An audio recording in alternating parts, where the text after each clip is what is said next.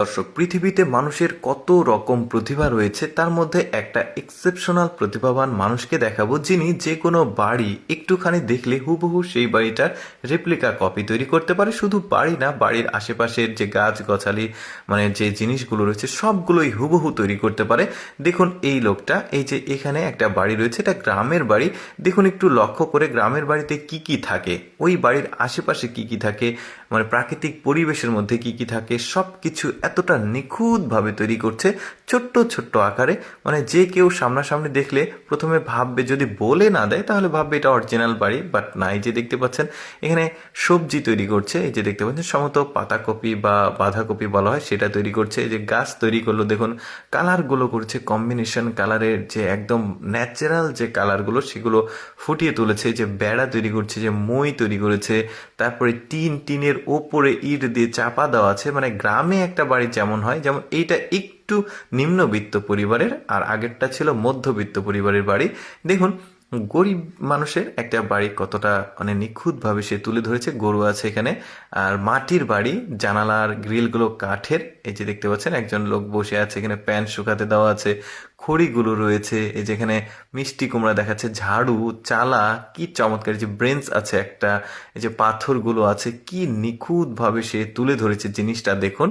তারপরে এখানে একদমই মানে উচ্চবিত্ত পরিবারের একটা বাড়ি এখানে দেখা যাচ্ছে। তো কিভাবে সে তৈরি করেছে, প্রতিটা ইন্ডিভিজুয়াল ফ্ল্যাটের যে ডিজাইনগুলো সেগুলো একদম পারফেক্টলি সে কিন্তু উপস্থাপন করছে।